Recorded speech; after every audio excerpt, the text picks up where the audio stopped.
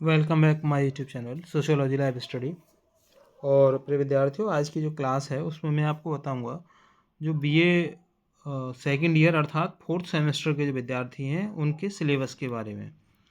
तो समाजशास्त्र के वे विद्यार्थी जो रुहेलखंड विश्वविद्यालय बरेली से संबद्ध महाविद्यालयों में हैं, उन विद्यार्थियों का जो फोर्थ सेमेस्टर का सिलेबस क्या है, कौन से पेपर वो पढ़ेंगे और उस सिलेबस में क्या क्या होगा, इसके साथ ही प्रैक्टिकल भी है आपके इस सेमेस्टर में, तो उसका क्या टॉपिक रहेगा, इन सभी बातों पर आज की मैं क्लास में आपको समझाऊंगा।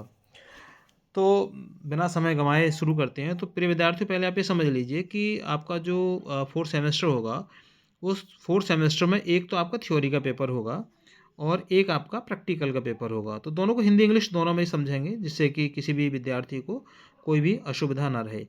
तो पहले आप समझ लीजिए कि जो हमारे विद्यार्थी हाँ इंग्लिश मीडियम के हैं, या इतनी हिंदी तो मुझे उम्मीद है कि सबको आनी चाहिए, इतनी इंग्लिश, हिंदी वालों को इंग्लिश आनी चाहिए, इंग्लिश वालों को हिंदी आनी चाहिए, क्योंकि बिना इसके काम चलने वाला है नहीं। तो यहाँ पर आप देखिए जो कोर्स कोड है इसका, वो कोर्स कोड है आपका A070401T। टी फॉर यहाँ पर ना, टी से मतलब थ्योरी ही होता है। और कोर्स का जो टाइटल है वो है सोशल प्रॉब्लम्स, ये आप देख रहे होंगे, social problems and issues of development in India. मतलब कि जो भारतीय समाज है, उस भारतीय समाज में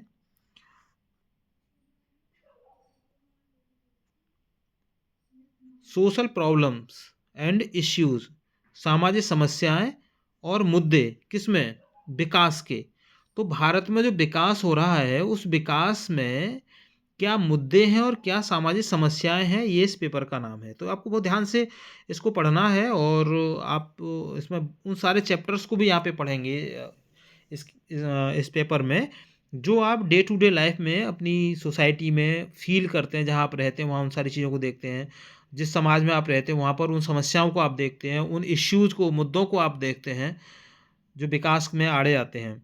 तो पेपर का नाम एक बार फिर ध्यान से समझ लीजिए, social problems and issues of development in India. ये आपके पेपर का नाम है, जो मैंने यहाँ पर इसको अंडरलाइन किया हुआ है।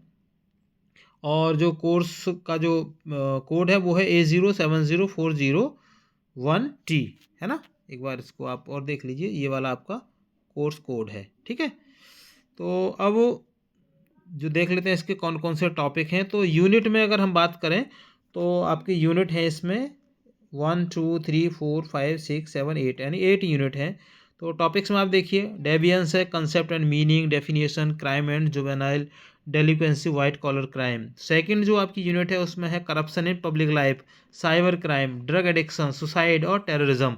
देखिए बिल्कुल करेंट टॉपिक्स हैं यहाँ पे, क्योंकि आप देख रहे हैं आजकल साइबर क्राइम इतना ज़्यादा चल रहा है, साइबर फ्रॉड आप देख रहे होंगे, है ना, कि उसमें आपके अकाउंट से पैसे डिटेक्ट हो जाते हैं, और डीप फेक आ रहा है कि फर्जी आवाज़ बना रहे हैं, फर्जी चित्र बना लेते हैं, फर्जी फ़ोटो बना करके वीडियो बना रहे हैं, इस तरीके से।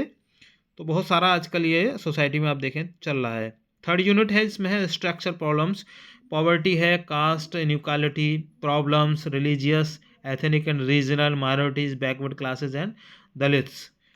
जो 4 यूनिट है आपकी, 4 यूनिट में है family problems, dowry, domestic violence, divorce, intra and inter generational conflict, problems of elderity, है ना। मतलब बहुत ज़्यादा है। आप देखिए जो हमारा समाज है, जिसको हम कहते हैं आधुनिक समाज बोल रहे हैं, जो मॉडर्नाइजेशन है बढ़ रहा है, उसमें लास्ट का जो टॉपिक आप देखिए, प्रॉब्लम ऑफ एल्डरली, क्या है ये, कि जो वृद्धों की समस्याएं हैं ना, वो बहुत ज़्यादा बढ़ रही हैं। लोग देखते हैं आप समाज में कि जो बच्चे हैं वो बड़े हो जाते हैं, बड़े होने के बाद में वो विदेशों में सेटल हो जाते हैं, माँ बाप उनके यहीं इंडिया में रह जाते हैं, और बेचारे वो तरसते रहते हैं अपने बच्चों के लिए, और बच्चे पलट के उनको देखते नहीं, और बुजुर्ग जो है वो एकदम बदतर ज़िंदगी जी रहे हैं। तो ये दिस इज़ अ वेरी मतलब major issue in Indian society, problem of elderly. Next unit है आपकी fifth, concept of development, economics versus social development, human development. Next unit theories of development, है ना, उसमें Smelser, Lerner, Rostow, under development, dependency, centre, periphery, Frank, है ना। और उसके बाद में आपका है ये, इसका समीर अमीन का है, globalisation and development society. Next unit आपकी 7 है, issues of development agrarian crisis, human resources development and skilled unemployment. Last unit है ecology and development, development and displacement, rehabilitation and resettlement policy, sustainable development, global warming and climate change. मतलब current issues है society का, ecology and development. क्योंकि आप देख रहे होंगे जो जहाँ डेवलपमेंट होता है, डेवलपमेंट है डिस्प्लेसमेंट, मतलब जहाँ विकास होता है, विकास के साथ में विस्थापन भी जुड़ा हुआ होता है। आप देखेंगे कहीं विकास होगा तो वहाँ विस्थापन, मतलब फॉर एग्जांपल आप समझ सकते हैं कहीं पर कोई एक इंडस्ट्री लगती है, तो जब इंडस्ट्री लगाई जाती है तो वहाँ पर क्या होता है कि वहाँ पर रहने वाले जो लोग हैं उनको वहाँ से विस्थापित कर दिया जाता है। वो लोगों को वहाँ मजबूर हो जाते हैं वो वहाँ पे अपनी जगह को छोड़ने के लिए, और उनको कहीं दूसरी जगह जाना पड़ता है। एक कारण ये भी है। दूसरा ये है कि वहाँ पर काम करने के लिए लोग दूर दूर से आते हैं, तो भी उनका डिस्प्लेसमेंट होता है। कहीं वो अपना पहला स्थान छोड़ के वहाँ पे आ रहे हैं, जैसे बिहार से, बंगाल से तमाम लोग काम करने के लिए आते हैं, तो वहाँ से उनका डिस्प्लेसमेंट होता है। So what is the reason, है ना, क्या है डेवलपमेंट और डिस्प्लेसमेंट में, क्या रिलेशंस क्या है आपस में। तो ये सारे के सारे टॉपिक्स आपके इसी के अंतर्गत आते हैं। अब देखिए जो सेकंड आपका पेपर होगा, पेपर का मतलब सेकंड जो होगा आपका, वो होगा प्रोजेक्ट आपका। प्रोजेक्ट में आप यहाँ पे देखेंगे कि जो आपका प्रोजेक्ट का जो कोर्स कोड है, वो आपका कोर्स कोड यहाँ पे दिया हुआ है। कोर्स कोड है ये रहा आपका, ये आपका कोर्स कोड है, और कोर्स कोड है आपका क्या, A070401R। तो ये आपका कोर्स कोड है, और इसको यहाँ से एक बार अंडरलाइन करते हैं ठीक से। और इसमें अगर हम देखें तो जो नाम है इसका वो है प्रोजेक्ट ऑन सस्टेनेबल सोसाइटी। और इसके अगर हम सिलेबस की बात करें तो सिलेबस में आपके 4 यूनिट हैं कि जो आपको प्रोजेक्ट बनाना है इस पर, किस पर, सस्टेनेबल सोसाइटी पर, प्रोजेक्ट ऑन सस्टेनेबल सोसाइटी। देखो ये यहाँ पे लिखा हुआ है, यहाँ पर मैं इसको और अंडरलाइन कर देता हूँ, प्रोजेक्ट ऑन सस्टेनेबल सोसाइटी। इस पर आपको क्या करना है, प्रोजेक्ट बनाना है। और उसके 4 आपको यूनिट यहाँ पे मिलेंगे। Research project, definition concept, selection of research topic related to social problems and social development, sustainable development, how to develop research proposal and its implementation. Third unit में आपको मिलेगा methods and techniques for conducting scientific study, writing of bibliography. Fourth unit में research project, final draft and writing of findings, presentation of research project. तो इस तरीके से आपका ये 4 यूनिट है आपके, जो आपका प्रैक्टिकल होगा उसकी। और थोड़ी सी बात कर लेते हैं ये सारा मटेरियल की हिंदी में, है ना। तो चूँकि हिंदी के विद्यार्थी भी बहुत सारे चैनल पर जुड़े हुए हैं, तो हिंदी में आप देखें तो जो पाठ्यक्रम है आपका उसमें कोर्स कोड वगैरह मैंने पहले बता ही दिए, वो तो सेम है, कोई इशू नहीं है। पहला जो टॉपिक है वो उसकी हिंदी में अगर हम बात करें डेविएंस, उसका हिंदी में कहते हैं विचलन। और जो टॉपिक्स हैं जो पढ़ने हैं आपको, वो उसकी अवधारणा क्या है, अर्थ क्या है, परिभाषा क्या है, अपराध और बाल अपराध क्या है, श्वेत बसन अपराध क्या है। सेकंड यूनिट में है सामाजिक बुराइयाँ, सार्वजनिक जीवन में भ्रष्टाचार, साइबर अपराध, नशीली दवाओं की लत जिसको ड्रग एडिक्शन कहते हैं, आत्महत्या और आतंकवाद। थर्ड यूनिट में है संरचनात्मक समस्याएं, जैसे गरीबी है, जातिगत असमानता है, धार्मिक असमानता है, जाति और क्षेत्रीय समस्याएं हैं, अल्पसंख्यक, पिछड़ा वर्ग और दलितों की क्या क्या समस्याएं हैं, ये सारी की सारी आप इस यूनिट में पढ़ेंगे। नेक्स्ट यूनिट है आपका जिस है पारिवारिक समस्याएं, है ना। उसमें है दहेज प्रथा है, घरेलू हिंसा है, तलाक है, अंतर पीढ़ीगत और अंतः पीढ़ीगत संघर्ष है।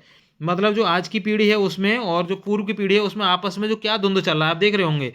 एक एग्जाम्पल से आप इसको समझ सकते हैं, छोटा सा एग्जाम्पल मैं देके आपको समझाने की कोशिश करूंगा कि जैसे आजकल पढ़ने वाले बच्चे हैं, या जो आज के बच्चे हैं जिनको 17-18 साल की उम्र है या 16 साल की उम्र है, वो बच्चे अपनी मर्जी से विवाह करना चाहते हैं। वहीं पर आप देखिए उनके जो माता पिता हैं वो कहते हैं नहीं नहीं आप ऐसे नहीं कर सकते, हम विवाह करेंगे अपनी मर्जी से। तो जो आपके माता पिता हैं वो अपनी इच्छा यहाँ पर जाहिर करते हैं, और बच्चे जो है वो अपनी इच्छा जाहिर करते हैं। तो ये आता है आपका अंतर पीढ़ी जो जो संघर्ष है उसमें, अंतरपीढ़ी संघर्ष और अंतःपीढ़ी संघर्ष। मतलब जो पीढ़ियाँ उनके अंदर भी द्वंद्व चल रहा है और उनमें आपस में भी जो एक गैप आ रहा है वो। और इसी में है आपको वृद्धों की समस्याएं के बारे में आप इसमें पढ़ेंगे। नेक्स्ट है इसमें विकास की अवधारणा, आर्थिक बनाम सामाजिक विकास और मानव विकास, ह्यूमन डेवलपमेंट। नेक्स्ट है इसमें विकास के सिद्धांत कौन कौन से, स्मेल्सर का सिद्धांत है, लर्नर का सिद्धांत है, रोस्ट्रोप का सिद्धांत है, अल्प विकास की निर्भरता, केंद्र परिधि, फ्रैंक असमान विकास, समीर अमीन का, और वैश्वीकरण और विकासशील समाज। इसके बाद में नेक्स्ट टॉपिक है इसमें विकास के मुद्दे, जिसमें कृषि संकट है, मानव संसाधन, विकास और कुशल बेरोजगारी, विकास और कुशल बेरोजगारी। और लास्ट टॉपिक है इसमें पारिस्थितिकी और विकास, जिसमें आप देखेंगे विकास और विस्थापन, जैसे मैंने अभी आपको समझा रहा था, इसमें पुनर्वास और पुनर्स्थापन नीति, सतत विकास, सस्टेनेबल डेवलपमेंट, ग्लोबल वार्मिंग और जलवायु परिवर्तन, ये आपका रहेगा।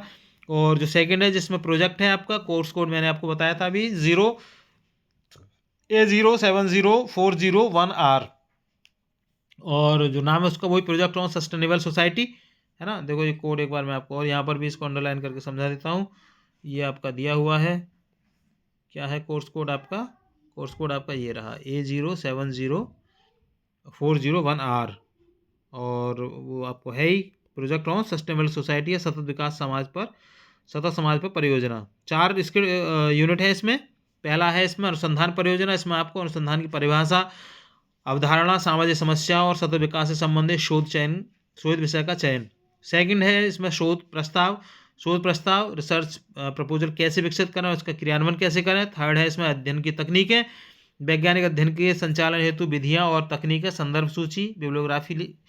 और लास्ट है इसमें शोध परियोजना का अंतिम ड्राफ्ट तैयार करना, निष्कर्षों का लेखन और प्रोजेक्ट की प्रस्तुति। मूल्यांकन की जो पद्धति रहेगी इसमें, वो जो प्रोजेक्ट फाइल होगी उसका आपका मूल्यांकन किया जाएगा, जो प्रोजेक्ट फाइल आप बना के ले जाएंगे उसका एवेल्यूशन किया जाएगा। प्रस्तुतिकरण होता है इसमें, प्रेजेंटेशन, यानी कि आप बताएंगे उसके बारे में कि जो आपने बनाई है वो क्या टॉपिक है आपका, कैसे कैसे आपने उसमें डेटा को कलेक्ट किया है, और यह टॉपिक आपने क्या चुना है, क्यों चुना है, इस तरीके की इसमें प्रश्न होते हैं। सामग्री और शोध पद्धति का उचित उपयोग एवं मौखिक परीक्षा से आपका ये पूरा आपकी जो परीक्षा संपन्न होती है। तो कुल मिलाकर के आपका ये कितने नंबर का होगा, 75 नंबर का आपका ये होगा, और 25 नंबर इसमें इंटरनल के होंगे, और उसी तरह से आपका जो थ्योरी का पेपर है वो भी आपका 75 नंबर का होगा, और 25 नंबर का उसमें इंटरनल असेसमेंट होगा। जैसे मैंने पहले आपको इससे पहले वाली जो क्लासेस है उसमें बताया कि इंटरनल जो असेसमेंट होता है वो क्या होता है, कैसे पूरा किया जाता है, और कैसे उसके मार्क्स दिए जाते हैं, तो आप इसको समझ गए होंगे। और फिर भी कहीं कोई क्वेरी है आपकी तो मुझे कमेंट सेक्शन में लिख करके आप मुझे बता सकते हैं, मैं कोशिश करूंगा कि उस प्रश्न का आपका समाधान वहाँ पे कर दिया जाए। इसके अलावा मैं आपको बता दूं कि इसकी डिटेल्ड जो क्लासेज हैं वो बहुत जल्द आपको मेरे इस चैनल पर मिलनी शुरू हो जाएंगी, तो 1 बाय 1 इसके टॉपिक को हम डिस्कस करेंगे और आगे तो समझते चले जाएंगे। जैसे ही आपका ये टाइम आएगा तो मैं आपको पूरी फाइल बना करके यहाँ पर अपलोड कर दूंगा, जिसको देख करके आप अपने किसी अन्य टॉपिक पर भी फाइल बना सकते हैं, और उस फाइल को देख करके भी आप अपनी फाइल को आसानी से बना पाएंगे। तो चलिए, चैनल पर जुड़ने के लिए थैंक यू। मिलेंगे अगली क्लास में, तब तक के लिए जय हिंद।